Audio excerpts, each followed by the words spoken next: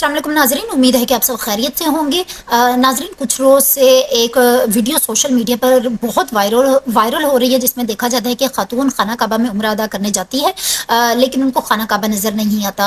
खातून का ऐसा क्या गुनाह था जिस पे अल्लाह ताला इस कदर शदीद नाराज़ थे उससे कि उसको खाना काबा ही नज़र नहीं आया। वीडियो को मज़ीद शुरू करने से पहले अगर आप मेरे चैनल पर नए हैं तो सबसे पहले मेरे चैनल को सब्सक्राइब कर ले, ताकि आपको मेरी हर नई आने वाली वीडियो का नोटिफिकेशन मिल जाए। होता यह है कि 25 अक्टूबर को असर की नमाज के वक्त ये वाक़या पेश आता है। वो जो खातून है उसके मुतल्लिक ये जो मस्जिद के उलमा कराम थे, मौल्लिम थे, उन्होंने खातून से दरियाफ्त किया है कि आखिर आपका ऐसा क्या गुनाह है जिस पर अल्लाह ताला इस कदर शदीद नाराज़ है कि आपको खाना काबा भी देखना नसीब नहीं हुआ।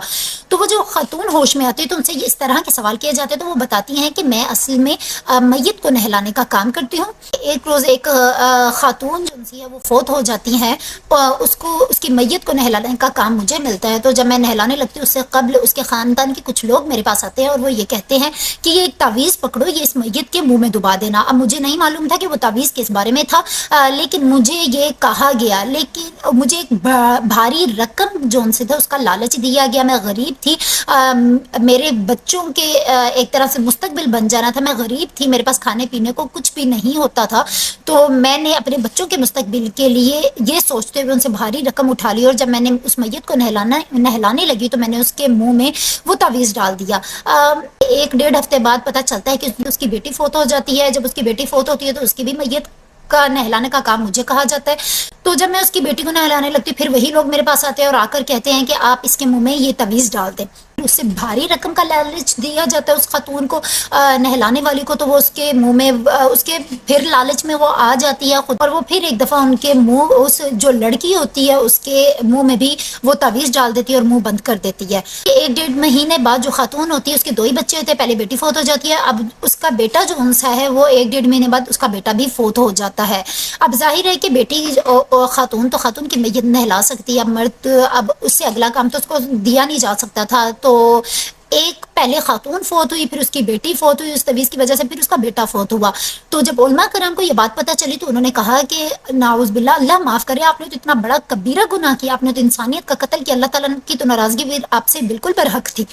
उसके शोहर से दरियाफ्त किया कि आप बेहतरी इसी में है कि आप इसको तलाक दे दें, क्योंकि शरई लिहाज से भी आपका जो निकाह है वो मनसूख हो चुका है, आपका जो निकाह है वो टूट चुका है। और फिर उन्होंने खातून जो उनसी थी फिर उन्होंने जो खातून थी उनको ये बोला कि आपके लिए बेहतरी इसी में है कि आप अल्लाह की बारगाह में सारी ज़िंदगी पढ़े, माफ़ियाँ तलाफ़ियाँ मांगे और अल्लाह की याद में रहें, अल्लाह ताला से माफ़ियाँ मांगे अपने गुनाहों पर, जो आपने कबीरा गुनाह किया है अपनी ज़िंदगी में अपनी ज़िंदगी में कोशिश करें कि अल्लाह आपका गुनाह ये माफ़ कर दे, वरना बरोज़े हश्र जो आपका हाल होगा वो इससे भी ज़्यादा बुरा होगा।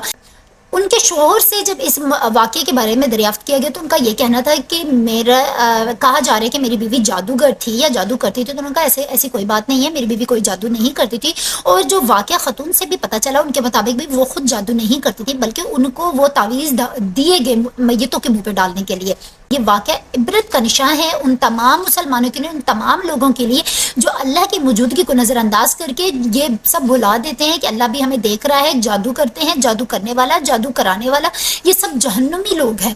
अल्लाह ताला ने बेशक काला जादू का जो इल्म है वो ज़मीन पे उतारा, ये सब जानते हैं। कुरान पाक में वाज़ेह है कि ज़हरा नमी बस्ती पे फरिश्ते ये काला इल्म लेके उतरे थे, लेकिन अल्लाह ताला ने यह भी एक आजमाइश थी अपने बंदों के लिए कि कौन मेरे पैरोकार है और कौन शैतान के इब्लिस के पैरोकार है। जो मेरे पैरोकार होंगे वो इस इल्म को नज़रअंदाज करेंगे और मेरे रूहानी मेरा जो नूरी इल्म है उससे फ़ायदा उठाएंगे और मेरे हुक्म बजा लाएंगे, और जो मेरे पैरोकार नहीं होंगे, इब्लिस के पैरोकार होंगे, वो सबसे पहले इस काले इल्म पर अमल पैरा होंगे, वो अल्लाह से ईमान उठा लेंगे, वो इब्लिस पे ईमान रखेंगे। अल्लाह से माफ़ी मांगे अपने गुनाह पर। जो लोग इस इल्म में इस काम में मुलव्विस हैं, काले इल्म में, काला इल्म करवाने में या इससे भी ज़्यादा किसी कबीरा गुनाह में मुलव्विस हैं, वो अपने अमाल पे तौबा करें। आज ये खातून खुदा के घर से निकली है, कल आप में से, हम में से कोई भी हो सकता है। बजाय इस वक्त से पहले कि अल्लाह की नाराज़गी हमसे बढ़े, अल्लाह से माफ़ी मांगे अपने गुनाहों पर और अल्लाह के दिए हुए इल्म की तरफ आए, कुरान पढ़ें, नमाज पढ़ें, अपने गुनाहों पर पछताएँ, रोएं, गिड़गिड़ाएँ। इसके साथ ही मुझे इजाज़त दीजिए। अल्लाह हाफिज़।